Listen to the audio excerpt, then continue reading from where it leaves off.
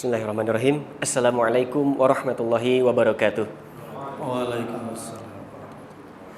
Innal hamdalillah nahmaduhu wa nasta'inuhu wa nastaghfiruh wa na'udzu billahi min syururi anfusina wa min sayyiati a'malina. May yahdihillahu fala mudhillalah wa may yudlilhu fala hadiyalah. Asyhadu an la ilaha illallah wahdahu la syarikalah wa asyhadu anna Muhammadan abduhu wa rasuluhu alladzi la nabiyya ba'dah. Hadirin yang dirahmati Allah, alhamdulillah, puja-puji serta syukur kita panjatkan kepada Allah Subhanahu wa taala yang mana dengan rahmatnya, dengan karunia-Nya dan juga dengan kasih sayangnya, alhamdulillah kita dapat berkumpul di tempat yang mulia ini, di Masjid Al-Barakah, yang insya Allah setiap langkah kita menuju ke masjid ini untuk mendengarkan majlis ta'lim menjadi keberkahan bagi kita dan menjadi limpahan rahmat dan juga pahala yang luar biasa, dan mudah-mudahan menjadi penggugur setiap dosa-dosa kita. Amin ya Allah ya Rabbal Alamin. Salawat serta salam selalu kita curah limpahkan kepada sosok baginda kita tercinta Nabi Muhammad sallallahu alaihi wasallam, kepada keluarganya, kepada para sahabatnya, kepada para tabi'in, tabi'ut tabi'in, dan juga umatnya sampai akhir zaman. Baik, jamaah yang dirahmati Allah, alhamdulillah kita kali ini mengadakan sebuah kajian yang insya Allah sangat bermanfaat sekali untuk kita semua, dengan judul yaitu ilmu nahwu shorob, mempelajari ilmu nahwu shorob untuk bisa mentadaburi Al-Quran melalui pelajaran nahwu shorob. Bagaimana urgensinya tentunya nanti akan dijelaskan langsung oleh Ustadz Ahmad Syahid Amrullah, yang insya Allah akan langsung dipaparkan oleh beliau. Maka waktu dan tempat kami persilahkan. Bismillahirrahmanirrahim. Assalamualaikum warahmatullahi wabarakatuh. Innal hamdalillah usolli wa usallimu ala rasulillahi sallallahu alaihi wasallam wa ala alihi wa ashabihi wa mawala. Asyhadu an la ilaha illallah wahdahu la syarikalah wa asyhadu anna Muhammadan abduhu wa rasuluhu alladzi la nabiyya ba'dah, amma ba'du. Sahabat sekalian yang dimuliakan Allah, alhamdulillah pada saat ini kita dipertemukan oleh Allah dalam keadaan sehat wal afiat. Alhamdulillah. Kita niatkan duduknya kita di masjid ini satu niat i'tikaf, kemudian niat thalabul ilmi, sekaligus niat silaturahmi. Baik, jadi ini lebih kepada sharing pengalaman sebetulnya. Saya kadang kalau merenungi, mentafakuri Kang Heri, jadi nggak masuk akal ini, karena saya sekolahnya umum, SD, SMP, SMA, kuliah juga umum di IPB, tapi qadarullah Allah skenario-nya seperti ini. Alhamdulillah. Jadi ini lebih kepada sharing ya. Berawali dengan kisah nyata, insya Allah ini bukan hoax. Kang Fauzan, ini insya Allah kisah nyata, yaitu pengalaman saya Ahmad Syahid Amrullah belajar di usia dewasa 35 tahun waktu itu sebagai karyawan swasta. Kerja, Kang Heri saksinya. Saya kerja maksudnya. Sering ketemu sama Kang Heri. Nah, saya kerja sebagai karyawan swasta pada tahun waktu itu 2007. Januari sampai Mei 2007. Berapa bulan? Januari, Februari, Maret, April, Mei 2007. Usia saya waktu itu 35 tahun. 2007, sekarang 2022, ketahuan ya usianya. Pas 50. Nah, kisah nyata waktu itu saya kerja di daerah jalan depan pengadilan, Jalan Riau, masjidnya Istiqomah. Jadi saya melangkah ke masjid Istiqomah 5 bulan. Berapa kali sepekannya? Bisa 2 kali, bisa 3 kali, mungkin sekali mungkin. Yang jelas saya rutin. Belajarnya sendiri ya pada seorang ustadz. Ustadznya masih ada, Ustadz Dede, beliau sekarang guru di SD Istiqomah. Nah, kaitannya kenapa nahwu shorob, tata bahasa Arab? Karena ada tadabbur Al-Quran. Silakan nanti dibaca Dibuka tafsirnya surat 4 ayat 82. A'udzu billahi minasyaitonir rajim. Bismillahirrahmanirrahim. Afala yatadabbarunal Qur'an walau kana min 'indi ghairillahi lawajadu fihi ikhtilafan katsira. Surat An-Nisa ayat 82. Ya. Afala yatadabbarunal Qur'an. Di sini ada waqaf, berarti sampai situ statementnya sudah tuntas. Afala yatadabbarunal Qur'an. Afala, apakah, fa-nya maka, la-nya tidak. Apakah maka tidak. Diterjemahkannya fa dulu. Maka apakah tidak gitu. Maka fa, a-nya apakah, la-nya tidak. Maka apakah tidak? Tidak apa? Yatadabbaruna, mentadabburi.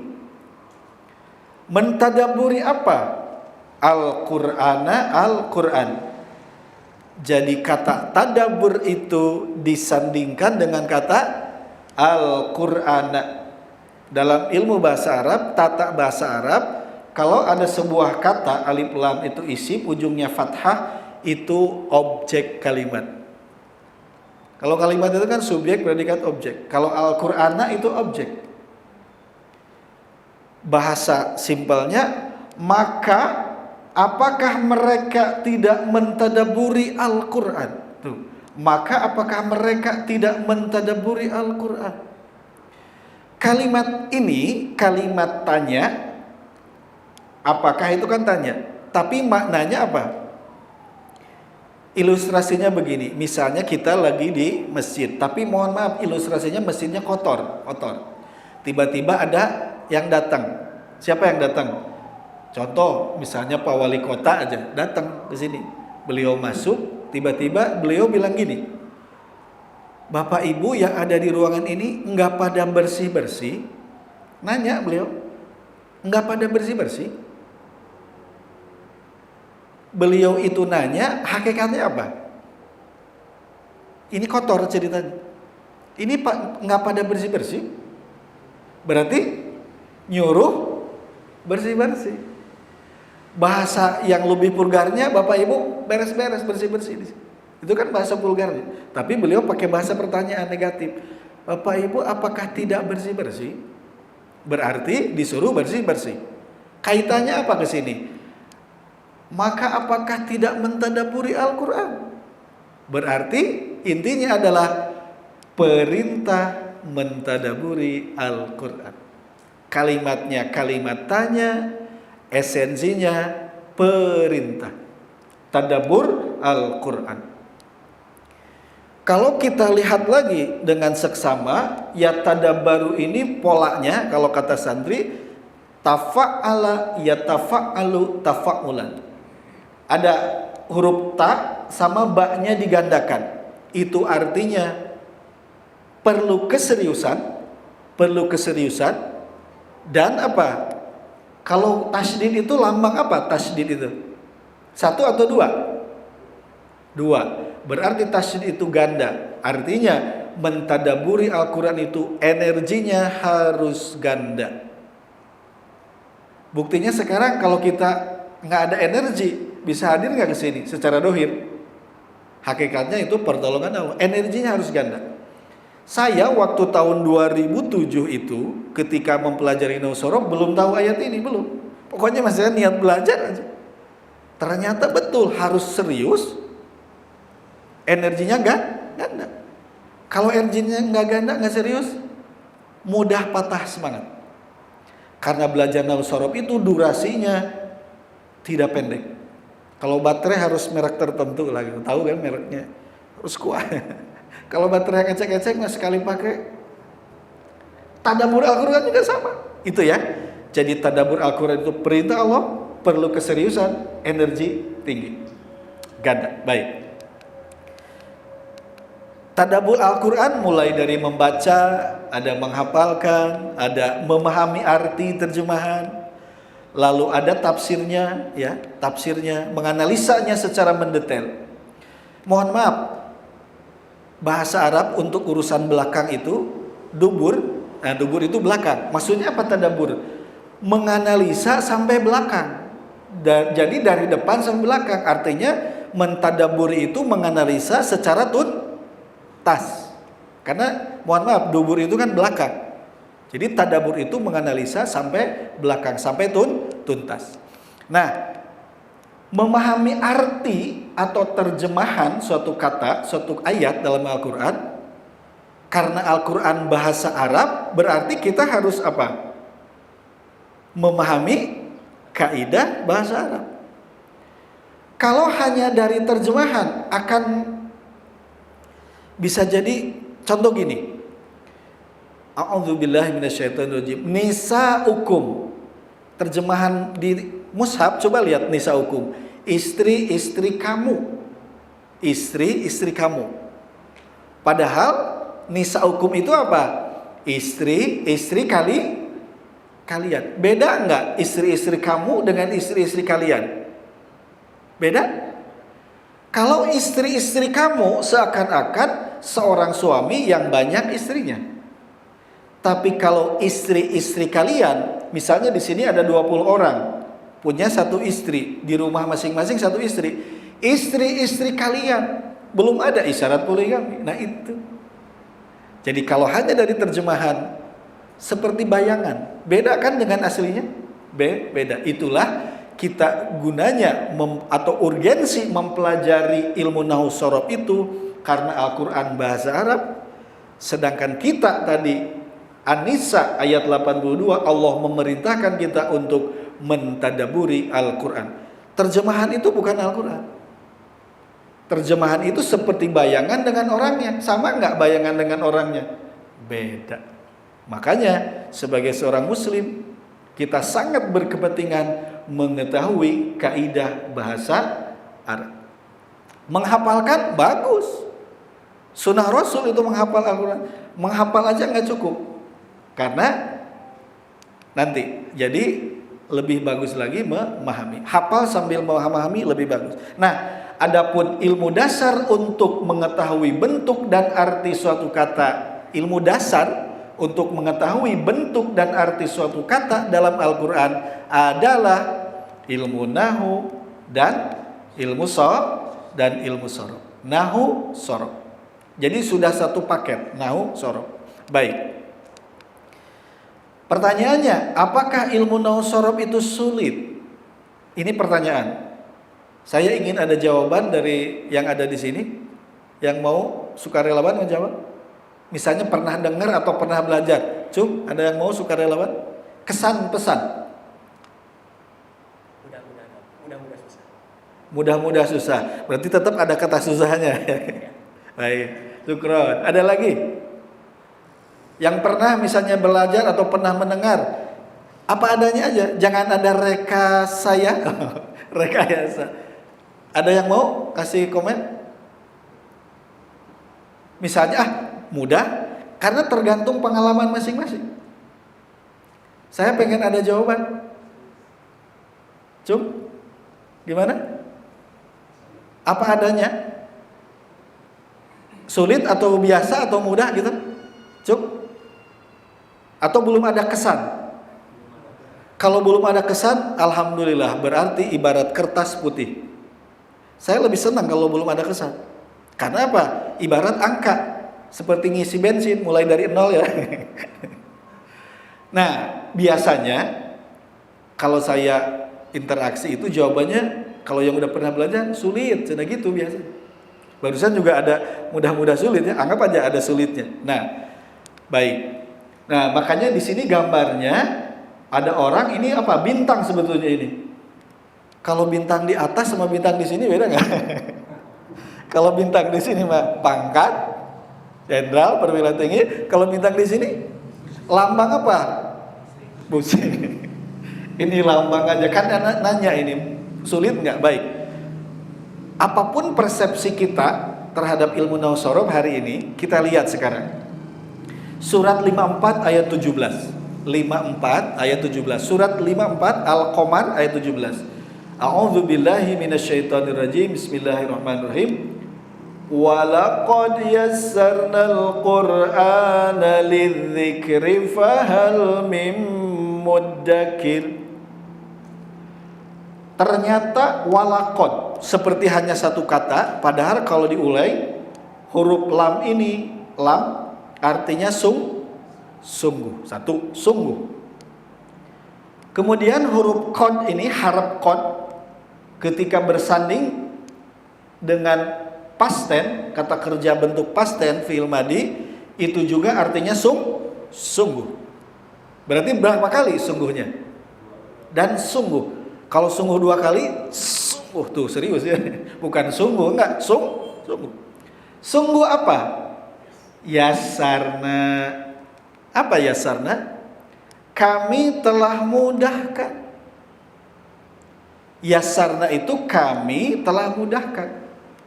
Kan di Al-Insyirah, fa inna ma'al usri yusron. Inna ma'al usri yusron. Apa yusron itu? Kemudahan. Kalau ini kata kerja, past tense. Kami telah mudahkan. Sinnya digandakan ya. Kalau digandakan itu mudah atau mudah banget? Nanti dalam pola itu kalau ganda itu tasydid itu artinya bukan hanya sekedar mudah, tapi lebih mudah. Apa yang Allah mudahkan? Apa yang Allah mudahkan? Jawabannya adalah Al-Qur'ana tuh. Jadi terjemahannya, dan sungguh kami telah mudahkan Al-Qur'an. Lagi-lagi ujungnya na ya. Kalau na itu pasti objek. Seperti tadi yatadabbarunal Qur'ana, objek pasti. Terjemahannya, dan sungguh kami telah mudahkan Al-Qur'an. Bisa dipahami enggak kalimatnya? Mudah ya. Dan sungguh kami telah mudahkan Al-Qur'an. Pertanyaan logisnya adalah untuk diapakan?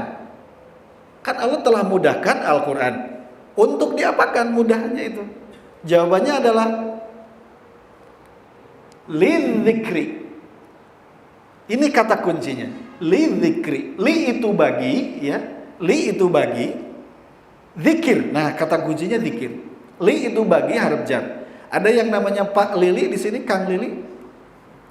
Kalau ada yang namanya Pak Lili atau Bu Lili, artinya orang yang suka bagi. Harf jar itu lili, bagi, suka sedekah. Baik, jadi kata kuncinya zikir. Apa zikir itu? Kan ini sekarang zikir. Zikir adalah menyebut bisa nama Allah Subhanahu wa taala. Tadi kita habis sholat zikir. Subhanallah, subhanallah. Kan itu zikir, menyebut nama Allah. Merupakan aktivitas yang sangat mudah. Mudah nggak zikir? Sambil merem juga mudah. Bagi siapa? Bagi orang beriman.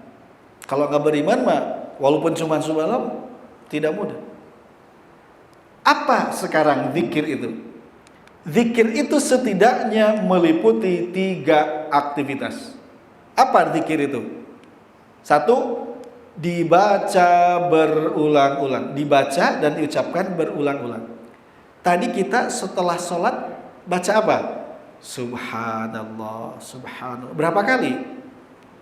33 kali. Itulah zikir. Maksudnya apa Pak Ahmad? Maksudnya Allah telah mudahkan Al-Quran lidzikri, untuk dibaca berulang-ulang. Kita ini lidah orang mana? Orang Indonesia, bukan orang Arab. Walaupun lidah kita bukan lidah orang Arab, Al-Quran telah Allah mudahkan untuk dibaca. Buktinya kita baca Al-Quran mudah? Mudah. Contoh, di dalam Al-Quran ada kata qala. Misalnya wa idh qala. Qala, mad ya, qala. Bandingkan dengan kata qawala. Coba sama-sama kita baca. Qawala. 3 suku kata. 1, 2, 3. Qawala. Bandingkan dengan qola. Mudah mana? Mudah mana? Qola. Itu artinya Allah telah mudahkan Al-Quran itu untuk dibaca. Kalau qawala 3 suku kata berat. Lebih ringan qola. Jadi asal kata qola itu adalah qawala. Satu. Yang kedua, wa minan nasi may yaqulu. Ada kata-kata yaqulu. Bandingkan dengan yaqulu. Coba bandingkan dengan kopnya dimatikan, yaqulu. Coba bacakan 1, 2, 3. Yaqulu. Bandingkan dengan yaqulu. Mudah mana? Mudah yaqulu. Shadaqallahul adzim. Maha benar Allah dengan segala firman-Nya. Bukan mudah hanya shadaqah. 2 ya. Sekarang di Al-Quran ada surat 3 terakhir, Qul. Ya, disebutnya trikul, ada yang nyebutnya, bercanda itu trik. Qul. Bandingkan dengan uqwul. Coba baca. Uqwul. 1, 2, 3. Uqwul. Bandingkan dengan qul. Mudah mana? Mudah qul. Itu bukti dari 3 kata barusan, qola dengan qawala. Lebih mudah qola. Yaqulu dengan yaqulu lebih mudah yaqulu. Qul dengan uqul lebih mudah qul. Itu artinya betul Allah telah mudahkan Al-Quran untuk dibaca, diucapkan berulang-ulang. 1. Yang kedua apa? Zikir itu. Kenapa kita bisa membaca subhanallah? Karena kita sudah hafal. Sok anak kecil yang belum hafal subhanallah, bisa nggak baca subhanallah? Ya nggak bisa. Berarti Al-Quran, zikir itu adalah dihafalkan. Maksudnya gimana? Al-Quran itu Allah mudahkan untuk dihafalkan. Kita bisa lihat di media, misalnya YouTube. Ada anak kecil belum sekolah, hafalan Qurannya sudah berapa juz? Banyak. Tapi ketika disodorkan mushaf, belum tentu bisa baca. Itu artinya dia unsur hafalan. Jadi Al-Quran akan mudah untuk dihafalkan. Makanya ada metode apa? Tahfidz. Cara menghafalkan biar cepat dan kuat hafalannya, biar mutqin, kuat. Baik, jadi apa zikir itu? Dibaca berulang-ulang, dihafalkan. Nah, sekarang yang ketiga, afdhalul dzikri. Afdhalul dzikri. Zikir yang paling utama itu adalah apa? Fa'lam. Fahamilah. Fa'lam itu fahami, ketahuilah. PK-nya hukum kalau kata saya. Jadi maksudnya apa? Al-Quran itu akan mudah untuk difahami makna-maknanya. Ini rahasianya. Allah telah mudahkan Al-Quran untuk dibaca berulang-ulang, untuk dihafalkan, dan untuk difahami makna-maknanya. Pahaman kaitannya apa sama nahwu sorof? Logikanya begini. Allah telah mudahkan Al-Quran untuk 3 aktivitas ini. Sedangkan ilmu nahwu sorof itu bagian dari ilmu-ilmu Al-Quran, bagian dari ulumul Quran. Kira-kira nahwu sorof itu Allah mudahkan atau enggak? Halo? Kalau Allah sudah mudahkan Al-Quran, sedangkan nahwu sorof bagian dari Al-Quran, maka pasti ilmu nahwu sorof pun pasti Allah mudahkan. Setuju? Pasti. Dan alhamdulillah saya dulu sebelum tahu ayat ini yang zikir tadi, Al-Qamar 54, alhamdulillah sudah merasakannya 5 bulan. Bagi saya dulu itu biasa 5 bulan. Setelah ngobrol sama yang lain, segitu mah cepet. Walaupun baru tingkat dasar, ya lumayan. Karena kalau ibarat bangunan itu yang tidak mudah apa? Bikin pondasi. Naik bata mah gampang. Level selanjutnya mah gampang kalau sudah ada dasar. Baik. Nah, ini apa? Surat 54 ayat 17. Satu ayat ini cukup nggak untuk memberikan motivasi kepada kita bahwa Al-Quran itu Allah mudahkan, bahwa Nausorob itu Allah mudahkan? Cukup satu ayat? Al-Quran kan kalamullah, mestinya cukup ya? Cukup dah, kalamullah Al-Quran itu. Tapi Allah sangat memahami kondisi psikologis manusia. Mungkin hari ini masih ada orang yang, wah masa Pak Ahmad bisa cepat, bisa mudah Al-Quran itu. Ternyata Allah mengulangnya pada ayat 22.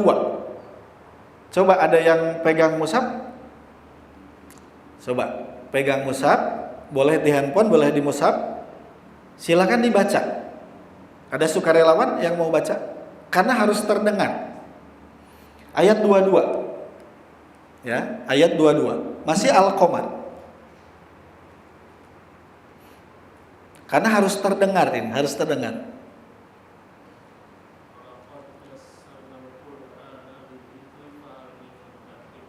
Saya ulang. Walaqad yassarnal Qur'ana lidzikri fahal mim muddakir. Betul ya? Sama enggak dengan ayat 17? 100% apa 100%? 100%. Penjelasannya enggak usah diulang. Sama kan? Baik. Kira-kira cukup enggak 2 ayat? Kalau menurut saya sudah banyak 2 ayat itu. Karena Al-Quran kan kalamullah. Ternyata bisa jadi hari ini ada orang yang masih meragukan. Bener nggak sih Al-Quran itu mudah? Bener nggak sih Nausorob itu mudah? Lihat lagi ayat 32. 32. Coba dibaca lagi. Ada sukarelawan 32. Masih Al-Qamar. Ya.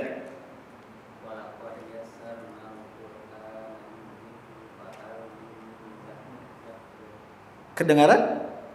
Saya ulang bacanya. Walaqad yassarnal Qur'ana lidzikri fahal mim muddakir. Betul? Sama? 100% apa 100%? Subhanallah, Masya Allah. 3 ayat cukup? Saya udah nulis 4 ya. Nanti 1 lagi. Silakan ayat 40. Ayat 40. Mau dibaca agak lebih keras biar lebih terdengar. Ada? Oh iya.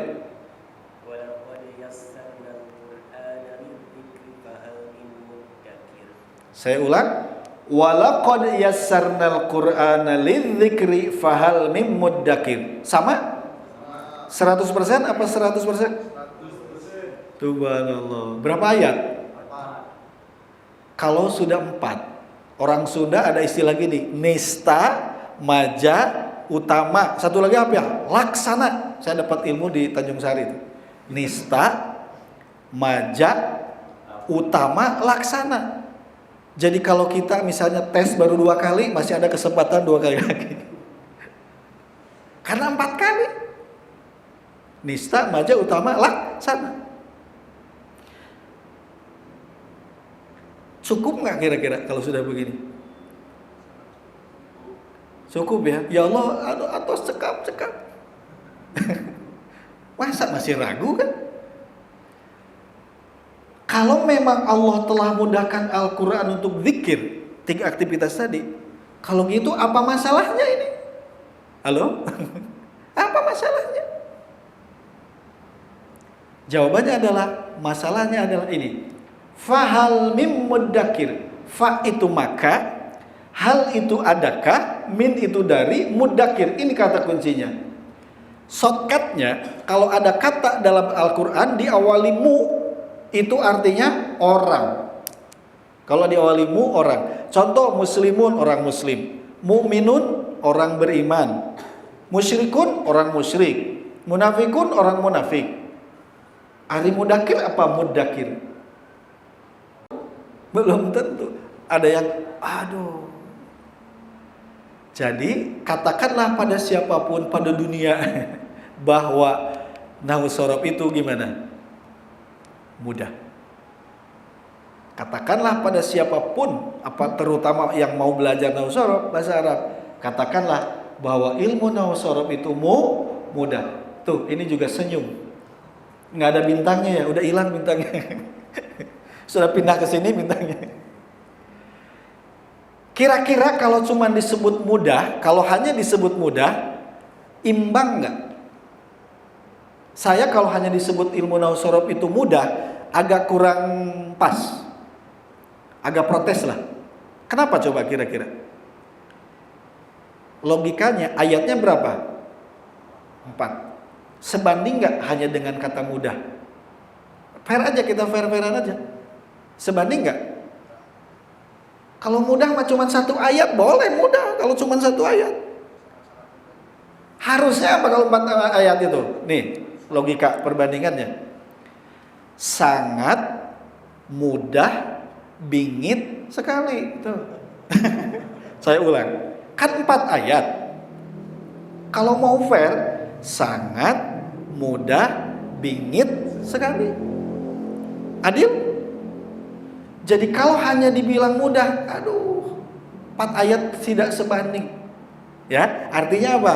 Artinya bahwa yakin saja Al-Quran itu telah Allah mudahkan untuk dibaca berulang-ulang, untuk dihafalkan, untuk difahami maknanya.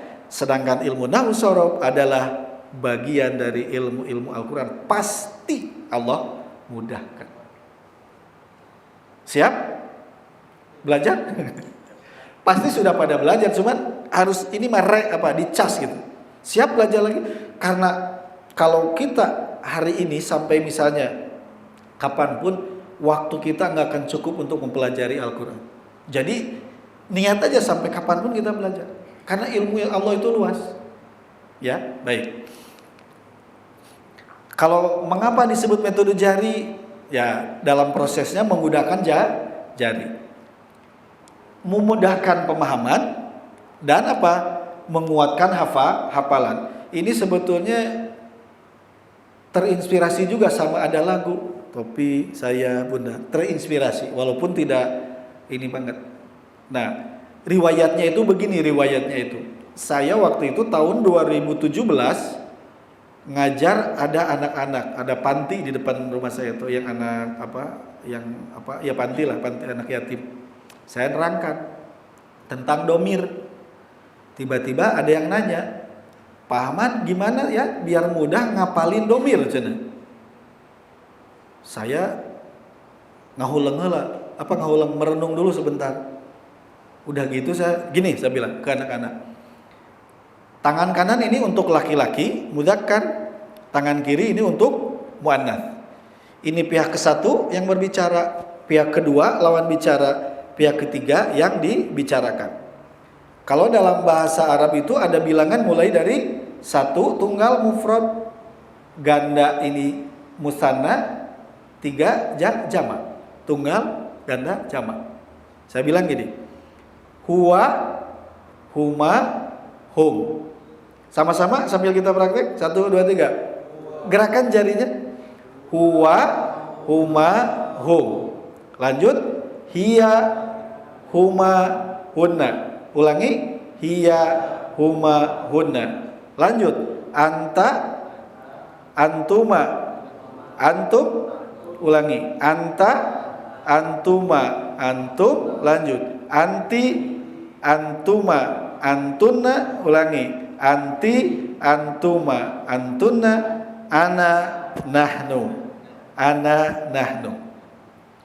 Saya waktu itu dalam hitungan detik, saya bilang tadi, gini anak-anak, huwa, huma, hum, hiya, huma, hunna, anta, antuma, antum, anti, antuma, antunna, ana, nahnu. Singkat cerita, beres aja pertemuan. Saya pulang. Pas di rumah saya lagi-lagi ngahulang lagi. Mikir, oh berarti yang tadi itu metode. Dari situ saya Kang Heri langsung ini lagi, oh berarti jari ini ada hubungannya dengan materi nahwu sorof. Akhirnya saya kembangkan ke materi-materi yang lain. Jadi sekarang ceritanya gini, 2019 itu ada yang nanya ke saya, Pak Ahmad, ini namanya apa ya metodenya? Saya ngulang lagi, dan belum ada judul tadinya belum. Begitu pas ditanya, Pak Ahmad apa nih metodenya? Saya bilang, ya sudah aja lah metode jari. Jadi metode jari. Jari itu ya jari. Itu baru contoh domir. Coba kita ulangi ya, biar ada dari sini ada per ininya. Sebutkan domir. 1, 2, 3. Huwa, sambil gerakan jarinya. Huwa, huma, hum, hiya, huma, hunna, anta, antuma, antum, anti, antuma, antunna, ana, nahnu. Seperti tidak berguna ini, padahal ini modal untuk ilmu tasrif nanti yang lebih tinggi. Ini pondasi.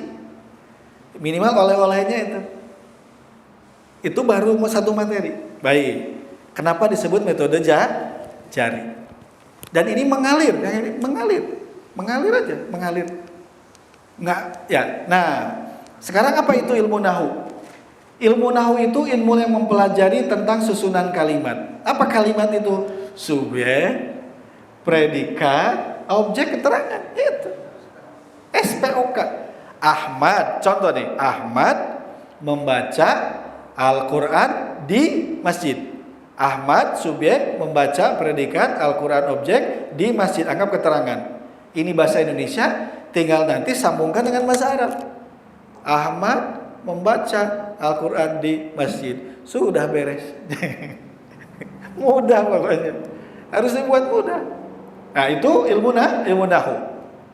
Termasuk ilmu nahu itu cara membaca huruf akhir suatu kata. Huruf akhir. Baik. Mungkin ini masih di awang-awang. Nanti kita lihat eksekusinya yang lebih real. Nah, ilmu sorof itu ilmu yang menghasilkan kata. Ilmu sorof itu ilmu yang menghasilkan kata, ya. Mempelajari perubahan kata. Jadi kata dalam bahasa Arab itu istilah saya punya saudara kandung, kayak ini. Punya saudara kandung. Saudara kandungnya karena nggak di KB banyak. Ayat 12 semuanya karena nggak di KB. Alhamdulillah. Nah terus ilmu yang mempelajari cara membaca huruf awal sampai huruf kedua terakhir suatu kata. Mempelajari cara membaca huruf awal sampai huruf kedua terakhir suatu kata. Mungkin masih di awang-awang. Kita lihat yang lebih real. Ini mah ada istilah di kitab Kailani. Kailani itu textbook di pesantren ilmu sorof. As-sorfu ummul ulumi wan nahu abuha. As-sorfu ilmu sorof itu adalah ummul ulumi, induknya ilmu, ibunya ilmu. Maksudnya apa ibu? Kita punya ibu kan? Hari ini hari ibu kan, tanggal 22. Maksudnya apa ibu itu? Ibu itu hamil lalu melahirkan. Jadi ibu itu melahirkan anak. Berarti ilmu sorof itu akan melahirkan kata. Ilmu sorof itu melahirkan kata. Wanahu, sedangkan ibu nahu bapaknya. Kata dilahirkan oleh ilmu sorof, gabungan kata membentuk suatu kalimat. Dipelajari dalam ilmu nahu. Jadi kalimat mah sudah induknya. Ilustrasinya gitu. Contoh ini. Sekarang, apa arti kata almarhum? Ini contoh. Almarhum. Apa arti kata almarhum? Saya yakin begitu mendengar kata almarhum di benak kaum muslimin, apa yang ada di benak kaum muslimin? Mendengar kata almarhum. Anu putih mau sholat mayat kan? Maksudnya apa? Terkait dengan orang yang meninggal kan? Betul nggak? Rata-rata. Setuju? Padahal apa arti kata almarhum? Kan? Orang yang jadi gini cara mencarinya. Satu kata bahasa Arab itu bisa berubah, punya saudara kandung. Gini. Rohima, coba sama-sama gerakan. Rohima, yarhamu, tangan kanan. Tangan kanan kan, tangan kanan. Betul. Rohima, yarhamu, rahmatan. fahuwa rahimun wa dzaka marhumun. Kemudian irham, la tarham, marhamun, marhamun, mirhamun, ruhima, yurhamu. Walaupun nggak ada di slide nggak apa-apa. Mudah kan? Coba kita ulang. Rohima, yarhamu, rohmatan, bahwa rohimun, wadaka marhumun, irham, la tarham, marhamun, marhamun, mirhamun, ruhima, yurhamu. Baik, itulah ilmu sorof. Barusan ada berapa kata? Ari jarinya berapa? Kok bisa 12 bisa ditampung oleh 10? Karena ada gerak. Makanya belajar nahwu sorof sehat. Kan gerak itu. Rohima yarhamu rohmatan bahwa rohimu wadaka marhum. Jadi marhum itu bentuk katanya isim maf'ul. Kata dasarnya rohima itu apa? Menyayangi. Berarti marhum itu yang disayangi. Yang dirahmati boleh. Rahmat kan sayang. Rohima yarham marhum itu yang disayangi. Itu berarti sebetulnya almarhum itu semoga ini si fulan disayangi oleh Allah. Kalau perempuan almarhumah fulana. Makanya sekarang ada bentuk lain. Sering dengar kan? Rahimahullah. Sama artinya, semoga Allah menyayangi. Atau Allahu yarham atau yarhamullah. Sama? Sama. Baik, jadi marhum itu adalah yang disayangi. Kodenya ini. Rahima yarhamu rahmatan wa rahimun wadaka marhum. Yang disayangi. Itu berarti doa. Kalau orang meninggal saja didoakan semoga disayangi Allah, hari kita yang lagi hidup mau disayangi Allah? Halo? Mau disayangi Allah? Saya mau, jelas. Setuju mau disayangi Allah ya? Kalau memang mau disayang Allah, mau nggak disebut almarhum? Ari Pak Ahmad ngedoain saya apa sih ya? Karena apa? Udah siap belum disebut almarhum? Sok aja misalnya Akang nyebut ke saya almarhum Pak Ahmad, kayaknya belum tega ya? Tega nggak? Kenapa belum tega? Karena kata almarhum itu di memorinya masih urusannya dengan yang meninggal. Setuju nggak?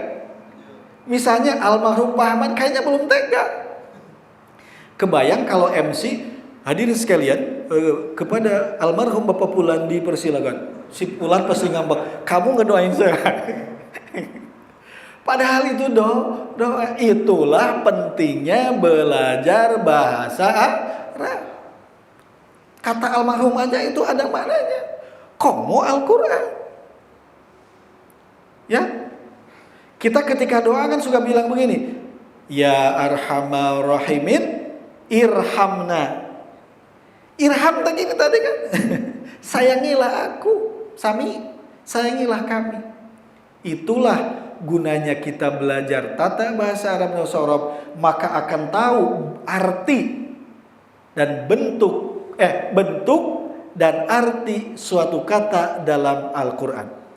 Contoh almarhum. Ini wilayahnya ilmu sorof. Ada berapa tadi? 12. Alhamdulillah tadi kami. Sedangkan ilmu nahu bapaknya mana? Ilmu nahu Bismillahirrahmanirrahim itu wilayah ilmu nahu. Karena wilayah nahu itu rangkaian kata. Rangkaian kata itu wilayah ilmu nahu. Sedangkan kata per kata wilayah ilmu sorof. Baik. Contoh aplikasinya. Di Al-Fatihah kan ada alhamdu ya. Tapi di lain kesempatan penceramah suka bilang apa setelah salam? Innal hamda. Kenapa jadi hamda? Ada inna di sini. Berarti ada alhamdu, ada alhamda. Di lain kesempatan bisa jadi Jadi alhamdi bisa, mungkin asal ada faktor nanti di sini. Berarti bisa alhamdu, ini kode metode jari ini. Alhamdu, alhamda, nih alhamda. Terus satu lagi alhamdi, alhamdu, alhamda, alhamdi. Saya begini-begini ini bukan sang bango, bukan. Ini ada artinya alhamdu, alhamda, alhamdi. Iya nanjak seperti naik gunung berat. Ini datar seperti jalan kaki. Ini alhamdi mudun goes. Kira-kira ringan mana? Ringan alhamdu, ringan alhamda, ringan alhamdi. Ringan alhamdi mudun. Itu i'rab ini. Saya buat simpel. Alhamdu, alhamda, alhamdi. Bukan sang bango, bukan. I'rab ini. Baik. Berarti bisa du dadi ya. Ini konten i'rab sebetulnya. Sekarang mau alhamdu, mau alhamda, alhamdi, ini dibacanya apa? Ham kan? Ham. Cara membaca ham, huruf awal sampai huruf kedua terakhir, ya. Sedangkan ini du, huruf akhir, du dadi. Nah, ini ada dua kementerian ini. Cara membaca huruf awal sampai huruf kedua terakhir, ham, wilayahnya ilmu apa? Tadi ilmu sorof. Jadi satu kata bahasa Arab dalam Al-Quran butuh berapa? Dua ilmu. Satu ilmu sorof, ham. Kenapa dibaca ham bukan him? Bukan hum? Bukan hama? Warang kalau hama. Bukan himi? Bukan homo? Kenapa ini dibaca ham? Caranya gini. Hamida yahmadu hamdan. Tuh, hamdan. Kalau ditambah ATT itu nama artis generasi terdahulu. Kenapa dibaca ham? Ini wilayah ilmu sorof. Adapun cara membaca, kapan dia dibaca du, kapan dibaca da, kapan dibaca di, wilayah ilmu nahu. Ini aplikasinya. Jadi satu kata bahasa Arab butuh berapa ilmu? Dua ilmu. Ilmu sorof untuk membaca huruf awal sampai huruf kedua terakhir, sedangkan du-nya huruf terakhir, wilayahnya ilmu nahu. Ini aplikasi singkatnya. Jadi satu kata bahasa Arab butuh dua ilmu. Sekarang saya tanya, ini sebetulnya ilmu nahu sorof atau ilmu sorof nahu? Jujur ya, jujur apa adanya. Sok. Alhamdulillah. Sebetulnya ilmu nahu sorof, dumah atau ilmu sorof nahu? Saya kasih jempol dua, jujur berarti. Sebetulnya ilmunya ilmu sorof nahu. Kan bahasa Arab mah dari kiri ke kanan. Sorof nahu ya. Sekarang memang di yang sudah tersebar di masyarakat muslim itu ilmu nahu sorof. Saya juga nggak tahu sejarahnya kenapa ilmu nahu sorof, padahal secara aplikasi sorof nahu. Tadinya Kang Her saya mau ilmu sorof nahu metode jari, tapi saya khawatir nanti saya di demo. Ya sudahlah, ilmu nahu sorof aja. Yang penting kita paham bahwa secara fungsi sorof dulu baru nahu. Cuman kalau meminjam istilah Ustadz Ahum itu gini, beliau ilustrasinya walaupun di kesempatan yang berbeda. Jakarta Bandung pulang pergi berapa jam, Kang Fauzan misalnya? Pulang pergi coba. Misalnya 2 jam lah misalnya. Jakarta Bandung pulang pergi 7 jam ya atau 6 jam ya. Bener nggak saya logikanya pulang pergi? Di mana-mana pergi dulu baru pulang. Kalau saya sekarang misalnya Kang Fauzan Jakarta Bandung pergi pulang, mungkin telinga kita agak gatel ya. Karena kita sudah terbiasa dengan pulang pergi, sama seperti nahu sorof. Nggak apa-apalah istilah mah nahu sorof juga. Ridho kita istilahnya nahu sorof ini. Sudah kita ridoin aja. Sudah kadung di luar sana nahu sorob. Yang penting secara esensi fungsinya itu adalah sorob dulu baru nahu itu. Ya, ridho ya? Ya sudah. Yang penting esensi. Nah sekarang kalau bagaimana caranya niat? Innamal a'malu bin, sesungguhnya amal perbuatan tergantung niat. Hari ini yang umroh, apakah niatnya sama?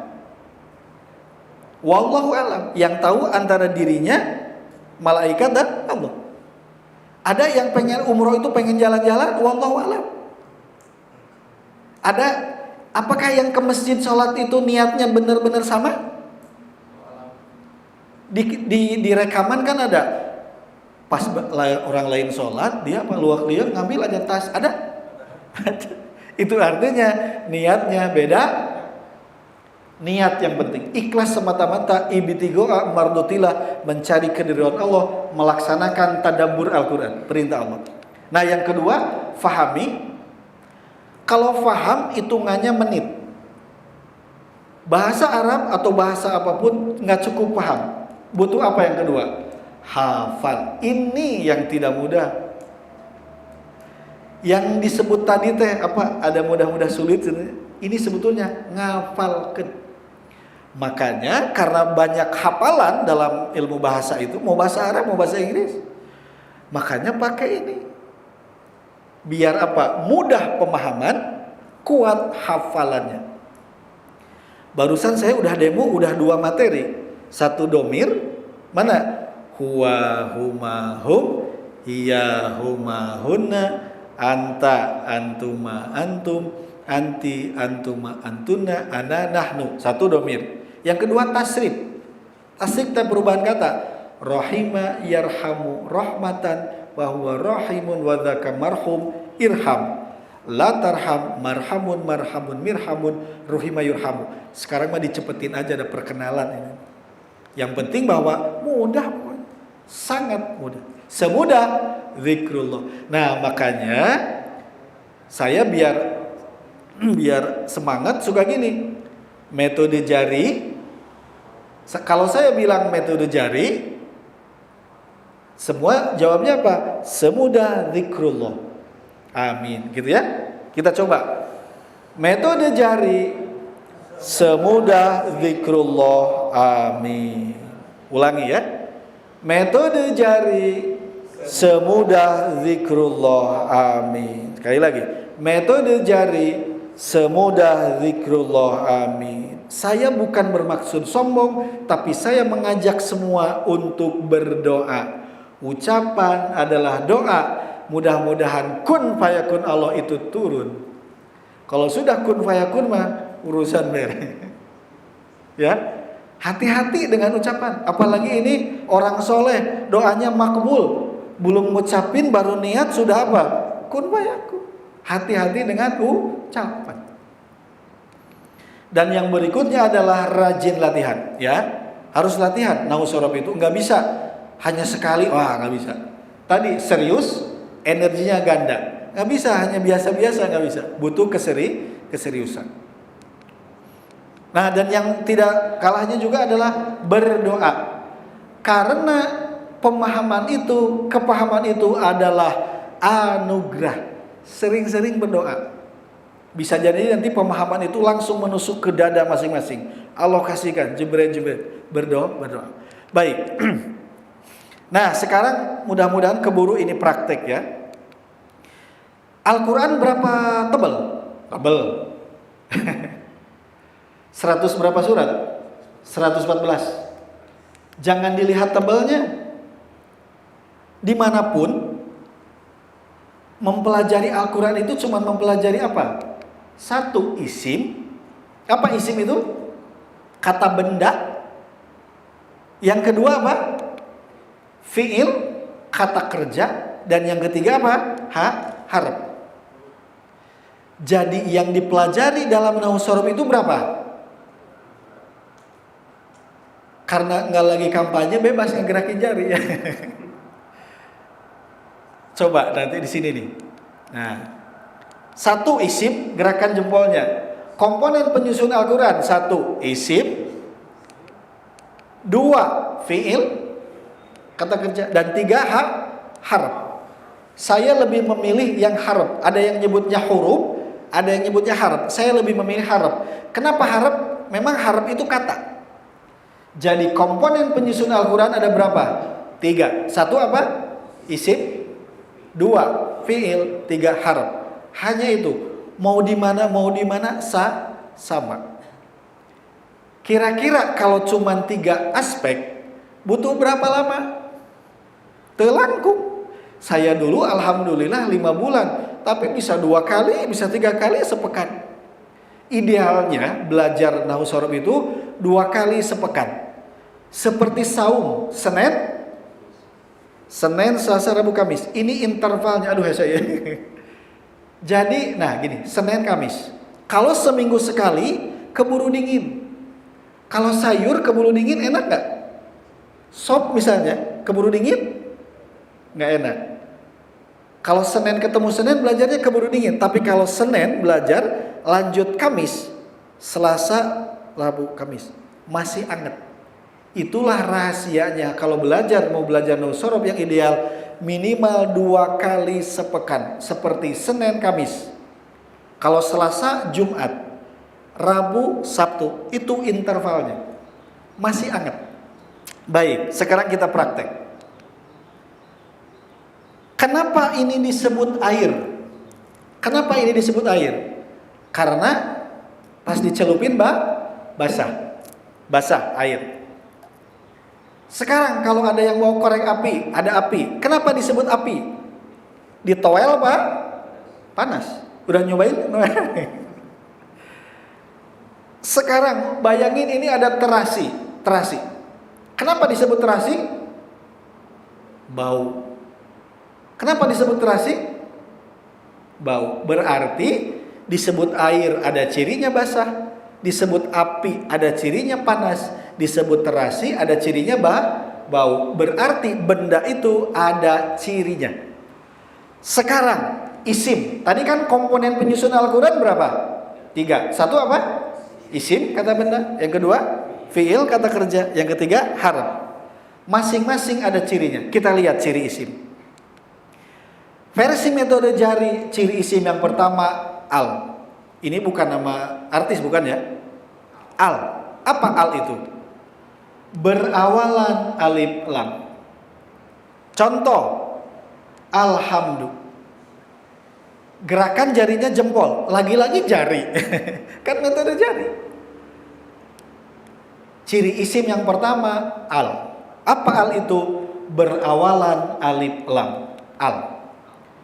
Paham nggak paham artinya? Kalau ada kata dalam Al-Quran diawali al, itu pasti isim.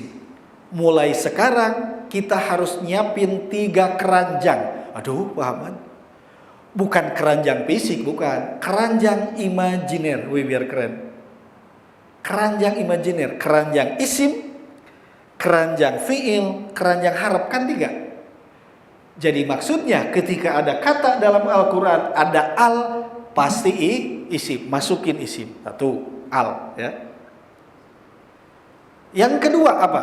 Versi metode jari. Yang kedua itu win. Bukan teh wiwin, bukan bu wiwin, bukan. Tapi apa win itu? Berakhiran tanwin. Apa tanwin itu? Hamdun. Kalau hamdun gini bisa juga apa? Kalau tanwin fathah, fathatain, hamdan, bisa? Atau bisa juga hamdin, bisa. Mau hamdun boleh, hamdan boleh, hamdin boleh. Kodenya apa jarinya? Win. Jadi yang pertama ciri isim apa? Al, alif lam. Yang kedua win, tanwin. Contoh hamdun. Di Al-Quran ada hudan, boleh. Hudan. Kalau ada tanwin pasti isim. Sampai sini ada yang nanya? Dari 2 ciri ini, al sama win, harusnya ada yang nanya. Harusnya ada apa istilahnya? Ada hadiahnya Kang Fauzan buat yang nanya. Ada yang nanya nggak dari ciri al sama win ini? Cung, pakai alif lam dan tanwin bisa terhimpun dalam sebuah kata. Apakah boleh?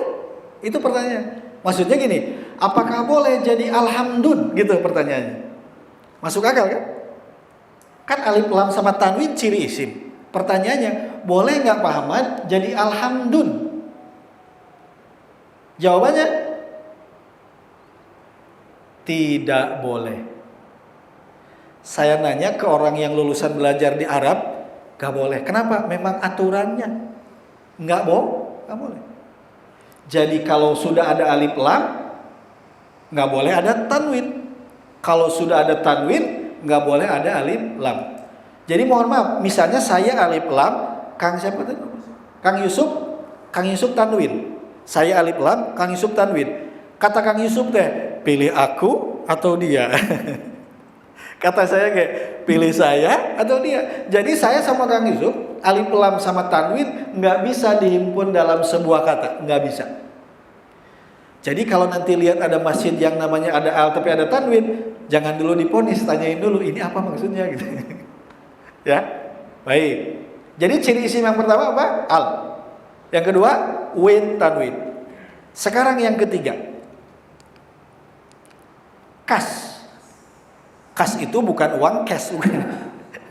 Apa kas teh? Kira-kira apa? Berakhiran kasroh. Contoh bilhamdi. Kodenya, jadi ciri yang pertama apa? Al. Yang kedua win. Yang ketiga kas. Maksudnya apa? Akhirannya kasroh. Jadi sampai 3 ciri ini, isim itu lihat awal, akhir. Lihat awalnya, lihat akhirnya. Al di awal, win di akhir, kas di akhir. Ciri isim ada berapa? 3 dulu ya. 1 al, kedua win, ketiga kas. Contohnya bilhamdi. Contoh ini. Baik. Karena ini masih segar, harus langsung ditambah yang 4. Apa yang keempat? Mim. Apa mim? Nah ini catatannya, biasanya diawali huruf mim. Biasanya, ingat, biasanya diawali huruf mim. Contoh, mustaqimun. Mim kan ini. Ciri yang keempat apa? Mim.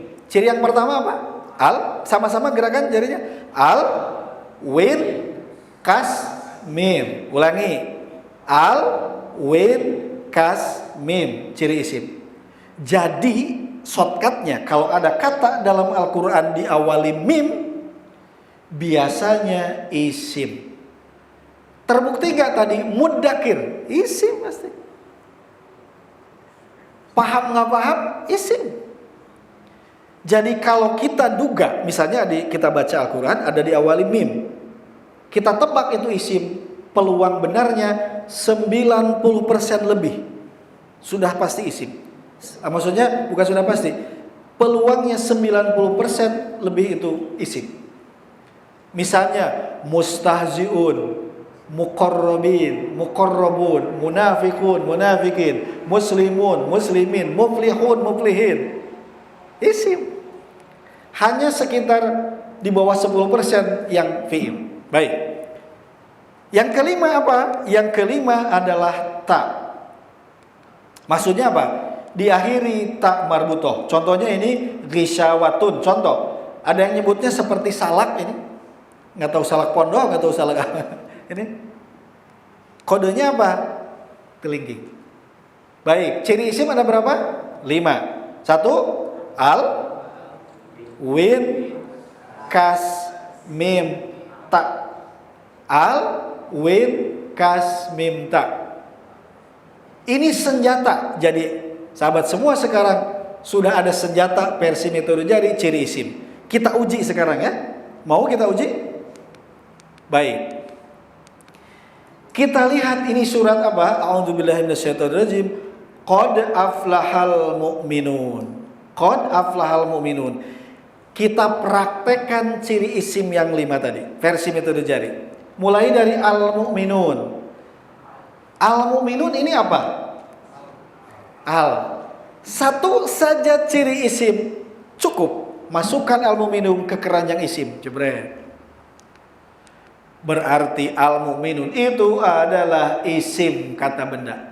Setuju? Teruji? Baik. Sekarang aflaha. Tenang saja, kita sudah punya senjata yang 5 ciri isim. Praktekan. Ada apa ciri isim yang pertama? Ada al? Tahu nggak ada. Yang kedua, win. Ada tanwin? Tahu nggak ada. Kemudian apa? Kas ada? Kemudian mim ada? Kemudian tak. Al win kas mim tak tidak terdapat pada kata aflaha. Saya ulang, berarti aflaha itu tidak ada ciri isim. Pilihannya tinggal apa? Kan komponen penyusun Al-Quran kan 3. Isim, fi'il, harf. Kalau bukan isim, peluangnya tinggal fi'il atau harf. Sekarang lihat hurufnya. Berapa? 1, 2, 3, 4. Kalau ada kata dalam Al-Quran yang tidak memiliki ciri isim, yang 5, hurufnya minimal 3, maka itu fi'il. Saya ulang. Jadi ciri fi'il itu versi metode jari gampang. Tidak ada ciri isim, tidak ada ciri isim yang 5, lalu hurufnya minimal 3. Ini berapa hurufnya? Berarti aflaha itu bukan isim. Kemungkinannya fi'il atau harf? Fi'il. Pertemuan perkenalan ini kita sudah bisa menentukan aflaha itu fi'il. Mas, menurut saya hebat ini. Satu lagi, qad. Ada ciri isim? Al, win, kas, mim, ta. Berarti tidak ada ciri isim. Pilihannya tinggal fi'il atau harf. Ini ada berapa hurufnya? Kalau bukan isim hurufnya minimal 3 itu fi'il. Kalau hurufnya di bawah 2 harf. Kan isim, fi'il, harf. Berarti kon itu tidak ada ciri isim tapi hurufnya 2. Berarti apa ini? Bukan isim, bukan fi'il. Berarti gampang. Teruji ciri isim yang 5. Ini nguji. Metode jari semudah. Ayo praktek lagi ya. Kan metode jari semudah zikrullah. Amin. Keuji nggak ciri isim yang barusan?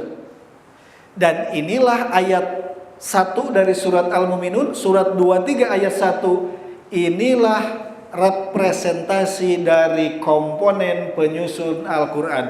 Isim, fi'il, harf. Kalau ini mah boleh dari sini. Boleh. Mau dari sini dulu boleh, tapi sudah kandung ciri itunya isim, fi'il, harf. Ya sudah, isim, fi'il, harf. Ini buktinya.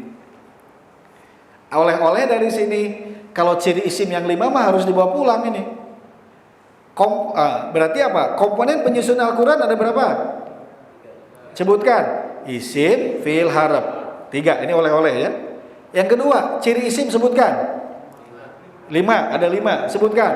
Al, win, kas, mim, ta. Ulangi. Al, win, kas, mim, ta. Ini mah gampang, boleh dibawa pulang. Kalau tadi yang huwa huma huma itu mah kalau apal alhamdulillah. Sampai jam berapa ini saya kadang. Praktek satu aja ya, satu lagi.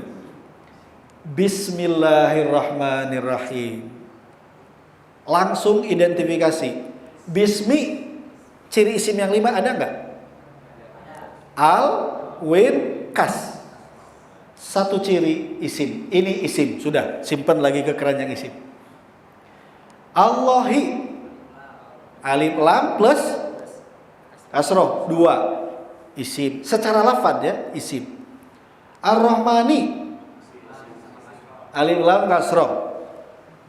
Ar-Rahimi, isim juga. Berarti ini isim semua. Dengan nama Allah yang Maha Pemurah atau yang Maha Pengasih lagi Maha Penyayang. Kalau memang ini isim semua, saya tanya, mana subjeknya? Halo? Masih ada waktu ini. Mana subjeknya? Kita baca tiap hari, urusan kalimat itu subjek predikat objek. Mana subjeknya? Makanya harus ada doa hadiah. Ada yang mau menjawab? Harus ada yang menjawab biar interaktif. Cung, bukan masalah salah benar, yang penting mah berani jawab. Ada yang mau jawab sukarelawan? Subjeknya mana? Hah? Nggak kelihatan. Maksudnya? Nggak, ini dari 4 kata ini mana subjeknya? Kan bismillahirrahmanirrahim, mana subjeknya? Saya tanya mana subjeknya? Ayo. Kan? Nggak ada. Kenapa nggak ada? Alasannya? Ayo, pede, harus pede. Nah, jadi gini. Kalau isim itu, kalau subjek, tadi kan saya gini. Kalau subjek itu kodenya gini. Kalau gini teh domah u. Ada nggak yang u? Berarti karena nggak ada ujungnya yang u, maka ini nggak ada subjek. Terima aja dulu. Terima aja. Ada nggak yang domah? Berarti nggak ada subjek. Itu shortcutnya. Sekarang kalau subjek sudah ada, nggak ada, mana predikatnya? Pekerjaan predikatnya. Cung. Kenapa nggak ada?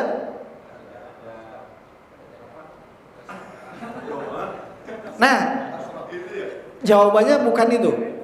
Ini kan isim semua. Kalau isim itu benda atau pekerjaan? Benda. Kalau pekerjaan mah membaca, menulis, itu jawabannya. Kalau isim kan bukan pekerjaan. Isim mah Ahmad, meja, kursi, laptop, kamera, itu isim. Kalau pekerjaan membaca, menulis, mengajar. Karena ini isim semua, berarti nggak ada pekerjaannya. Terima aja dulu, terlagu ya lah itu. Sekarang objeknya mana?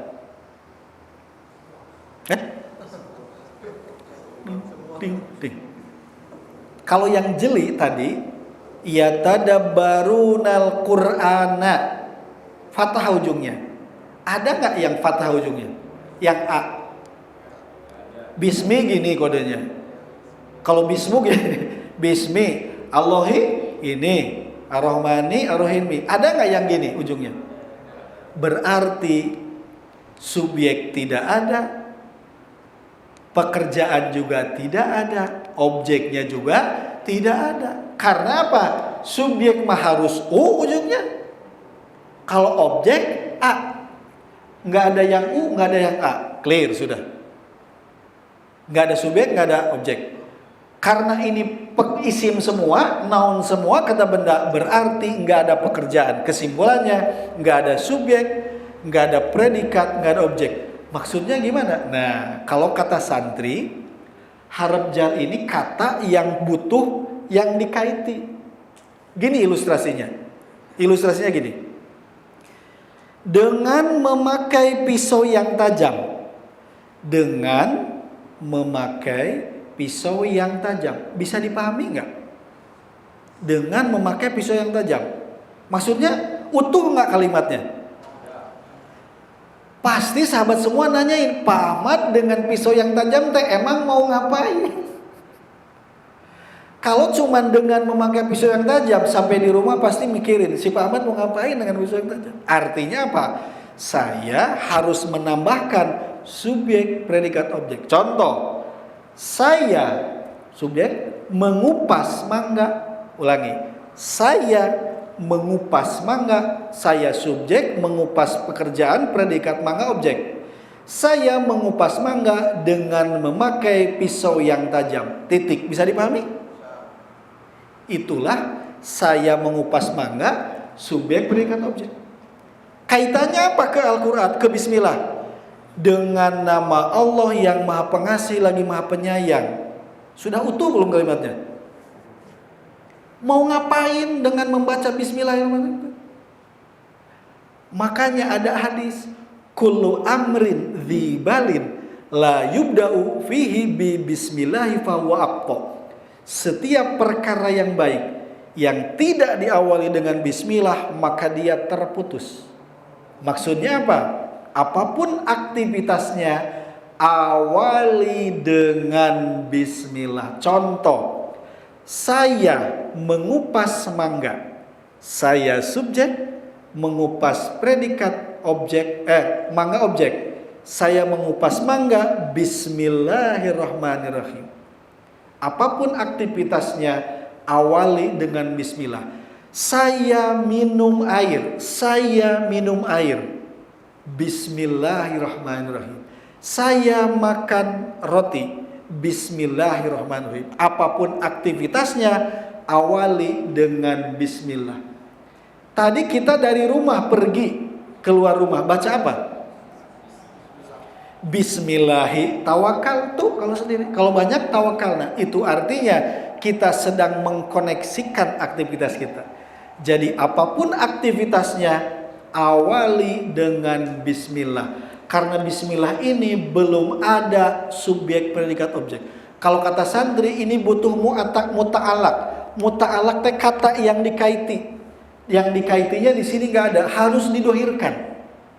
Saya mengupas mangga itu harus didohirkan. Subjek predikat objeknya nanti silahkan diisi. Apapun aktivitasnya awali dengan membaca bismillah. Bisa dipahami? Kalau sudah paham atos. Nah gini, jadi apapun aplikasinya dalam kehidupan, apapun aktivitasnya yang baik, awali dengan bismillah. Itu artinya kita sedang mengkoneksikan aktivitas itu kepada Allah, agar ditolong Allah, agar dibimbing Allah, agar bernilai ibadah di mata Allah. Seingat saya tadi sebelum salam, saya baca apa dulu? Bismillah dulu atau? Nah, saya tadi mengkoneksikan pembicaraan ini bismillahirrahmanirrahim. Bisa diterima? Bisa dipahami? Alhamdulillah, pas jam 5. Baik, itu saja dari saya. Ini sebagai pengenalan. Intinya bahwa tadabbur Al-Quran itu perintah Allah. Karena Al-Quran bahasa Arab, maka mempelajari kaidah bahasa Arab itu adalah perintah Allah juga. Dan Allah telah mudahkan Al-Quran untuk zikir, baca berulang-ulang, dihafalkan, dipahami. Sedangkan ilmu nahwu shorof adalah bagian dari ilmu-ilmu Al-Quran. Kalau Allah telah mudahkan Al-Quran, maka pasti ilmu nahwu shorof pun telah Allah mudahkan. Itu saja yang dapat saya sampaikan. Mungkin kalau saya kembalikan dulu, kalau ada yang mau bertanya juga dipersilakan. Baik, alhamdulillah, syukran jazakallah khair kepada Ustaz Ahmad. Fadhal. Alhamdulillah, bagaimana? Masya Allah ya, kajian yang sangat bermanfaat sekali, bahwa memang mentadaburi Al-Quran itu harus mengerti setiap makna-maknanya. Maka dari itu, yuk kita sama-sama mempelajari lagi tentang bahasa Arab, tentunya dari dasar-dasarnya, entah itu nahwu sorofnya, lalu kemudian kata tadi Ustaz juga mentasrifnya gitu ya Ustaz ya, Masya Allah sekali. Anda pun kalau mentasrif itu kata-kata itu kadang suka lupa Ustaz. Tentunya insya Allah pasti memudahkan. Betul. Nanti ada ini kodenya. Ada kode-kodenya, Masya Allah. Baik, bagi para jamaah yang ingin bertanya atau ingin sharing boleh. Sharing silahkan. Diberikan kesempatan kepada para jamaah untuk bertanya apabila ada yang perlu ditanyakan. Atau ada yang mau komentar boleh. Oh ya. Boleh, silahkan.